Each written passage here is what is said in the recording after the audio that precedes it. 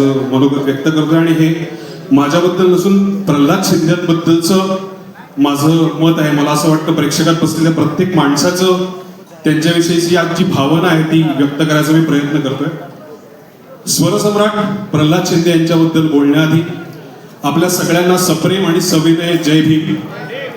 याचं कारण असं की महामानव प्रज्ञासूर्य डॉक्टर बाबासाहेब आंबेडकर यांच्या विचारांवर आधारित मी लिहिलेलं भूमिका हे नाटक सध्या खूप उत्तम चाललेलं आहे आणि नुकतंच हे नाटक मुंबई विद्यापीठाच्या अभ्यासक्रमात समाविष्ट करण्यात आलेलं आहे.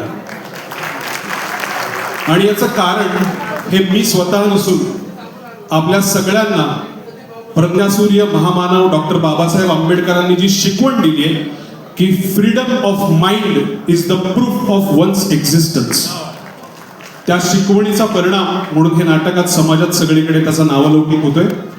स्वरसम्राट प्रल्हाद शिंदे यांच्या नावाचा परिचय व्हायला खरं तर तारुण्य उजाडलं, पण त्यांचा स्वरांचा परिचय हा जन्मापासूनच झाला होता.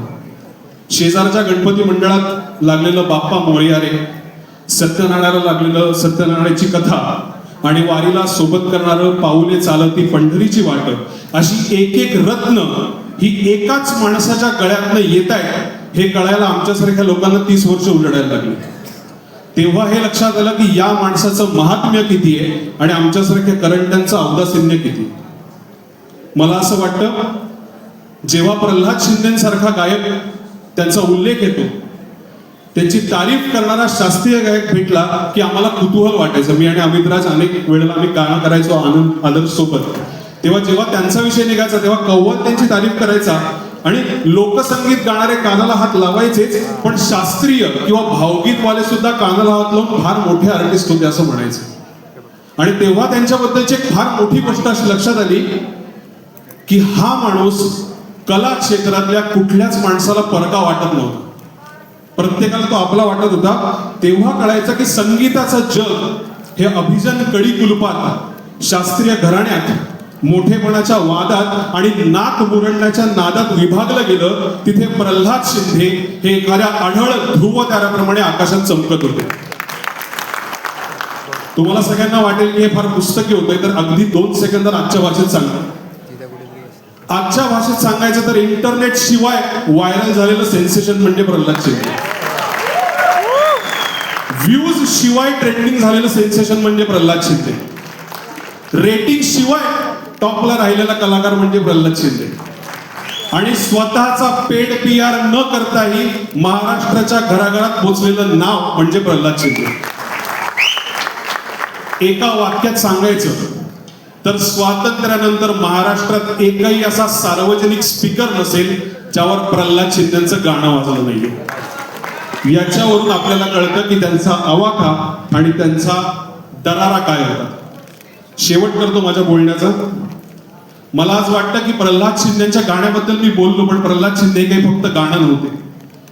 प्रल्हाद शिंदे हे कणखर महाराष्ट्राचा गळा होते, भाबड्या महाराष्ट्राचा अध्यात्म होते, कष्टकरी महाराष्ट्राची ऊर्जा होते, झुंजार महाराष्ट्राचं चैतन्य होते, बुलंद महाराष्ट्राची गर्जना होते आणि सगळ्यात महत्वाचं म्हणजे प्रल्हाद शिंदे हे एकसंध महाराष्ट्राचं एकमेव प्रतीक होते. मला वाटतं मराठी लोककला हा जर महाराष्ट्राचा अलंकार असेल तर प्रल्हाद शिंदे आणि समस्त शिंदे कुटुंबीय हा त्या अलंकारातला एक मेरुमणी आहे. त्या सगळ्यांसाठी आज आपण जोरदार टाळ्या वाजवल्या पाहिजे. आणि दुसरा मेरुमणी म्हणजे आदरणीय मंगलाताई बनसोडे आणि त्यांचं संपूर्ण कुटुंब. दगडानं नाळ ठेचून लोककलेशी नाळ जोडून जिवंत ठेवणाऱ्या तमाशा सम्राज्ञी विठाबाई नारायणगावकर आणि मंगलाताईंच्या कुटुंबाला मी या निमित्तानं सादर नमन करतो. आणि एकाच मंचावर त्यांच्यासोबत मला पुरस्कार स्वीकारायला मिळतोय हे मी माझं परम भाग्य समजतो. मला वाटतं जातीय, धार्मिक, प्रांतिक असा कुठलाही भेदभाव न करणाऱ्या, मोठमोठ्या भेदाभेदांच्या भिंती फक्त स्वरांच्या ताकदीनं फोडणाऱ्या, कुणाच्याही पायाशी नाही तर फक्त स्वतःच्या गळ्याशी इमान राखणाऱ्या आणि संगीताच्या कुठल्याही कला प्रकाराला कधीही वर्ज न मानणाऱ्या अशा माणसाच्या नावाचा पुरस्कार मिळणं हे कौतुक कमी आणि जबाबदारी जास्त आहे. शेवटच्या 4 ओळी सांगतो आणि माझं बोलणं संपवतो. ज्या माणसाचं आयुष्य हे सांगतं की कलाकार जेवढा प्रवाही तेवढा तो प्रभावी असतो. हे ज्या माणसाचं आयुष्य सांगतं की कलाकार हा जेवढा प्रवाही तेवढाच तो प्रभावी असतो. ज्या माणसाने भीमगीतं गायली, कव्वाली गायल्या, भजनं गायली, भारुड गायला, अभंग गायला, त्यांनी कुठल्याही कलेला कुठल्याही एका भिंतीमध्ये अडकवलं नाही, त्यांचा पुरस्कार स्वीकारताना मी एक कलाकार, एक माणूस म्हणून स्वतःमध्ये हे प्रवाहीपण मरेपर्यंत टिकवून ठेवायची ग्वाही देतो आणि माझं बोलणं संपवतो. थँक्यू.